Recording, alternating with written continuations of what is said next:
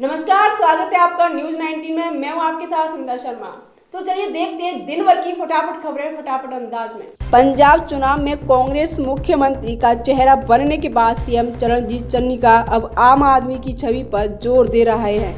मुख्यमंत्री वीआईपी रुतबे और सुरक्षा तामझाम को दरकिनार कर वह सीधे लोगों के बीच जा रहे हैं। सीएम चन्नी भदौर में पहुंचे, रास्ते में युवाओं के संग क्रिकेट खेलने लग गए। साथ ही कुछ देर आगे गए तो गांव में बुजुर्ग ताश खेल रहे थे, वहां भी सीएम चन्नी ने थोड़ी देर ताश खेला। इसके बाद रात को वापस लौटते वक्त ढाबे पर पहुंच गए और वहां पर ट्रक ड्राइवरों के साथ हाथ मिलाया, फिर वहां पर खाना खाकर बैठ गए।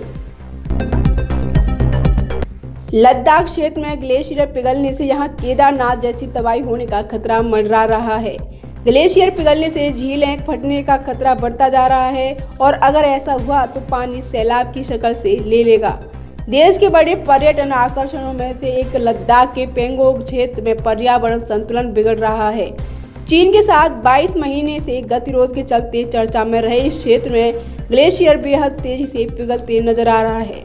यह खुलासा अपनी तरह के पहले वैज्ञानिक अध्यक्ष से हुआ, जिसमें पेंगोंग क्षेत्र के 87 ग्लेशियरों ने 1990 के बाद से आई कमी का सैटेलाइट डेटा से अध्ययन किया गया। ट्रांस हिमालय लद्दाख के पेंगोंग क्षेत्र में भारतीय सीमा में आने वाले इन ग्लेशियरों का अध्ययन कश्मीर विश्वविद्यालय के जियो इन्फॉर्मेटिक्स विभाग ने किया। विधानसभा के बजट सत्र के दूसरे दिन प्रश्नकाल शुरू होते ही बीजेपी विधायकों ने रीट की सीबीआई जांच की मांग करते हुए हंगामा शुरू कर दिया। हंगामे के बीच ही प्रश्नकाल की कार्यवाही जारी है। विधानसभा स्पीकर सीपी जोशी ने बीजेपी विधायकों से शांत होने को कहा और शून्यकाल में सरकार से रीट पर जवाब देने की बात कही, लेकिन इस पर भी बीजेपी विधायकों का हंगामा जारी रहा और हंगामे में नारेबाजी के बीच ही प्रश्नकाल की कार्यवाही जारी रही। बीजेपी विधायक सदन की वेल में आकर नारेबाजी कर रहे और भाजपा विधायकों के हंगामे से नाराज स्पीकर सीपी जोशी ने बीजेपी विधायकों से कहा कि आप युवाओं के साथ अन्याय कर रहे हैं। सबको बात करने का अधिकार है, लेकिन इस तरह नहीं, यह कोई तरीका नहीं होता। देश की बड़ी फ्यूल रिटेल कंपनियां अगले महीने मार्च में यूपी सहित 5 राज्यों में होने वाले विधानसभा चुनावों के बाद पेट्रोल डीजल की कीमतों में तेज बढ़ोतरी कर सकती हैं। इससे सरकार और आरबीआई पर महंगाई को काबू करने का दबाव और बढ़ेगा। मार्केट एक्सपर्ट देवाशीष मिश्रा ने यह अनुमान व्यक्त किया है। देवाशीष ने एक इंटरव्यू में कहा, राज्यों में विधानसभा चुनाव को देखते हुए रिटेल कंपनियों ने लंबे समय से पेट्रोल डीजल के दाम नहीं बढ़ाए।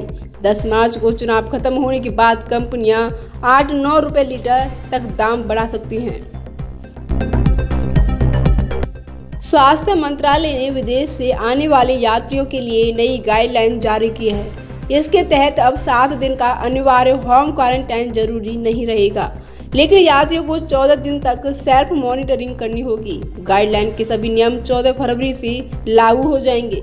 इसके अलावा उन्होंने आरोग्य सेतु ऐप में रजिस्टर होना होगा और साथ ही 72 घंटे पहले की नेगेटिव RT-PCR रिपोर्ट देने की अनिवार्यता खत्म कर दी गई, लेकिन यात्रियों को संबंधित देश से मिला फुल वैक्सीनेशन सर्टिफिकेट अपलोड करना होगा। फिलहाल फटाफट में इतना ही। बने रहिए न्यूज 19 के साथ। नमस्कार।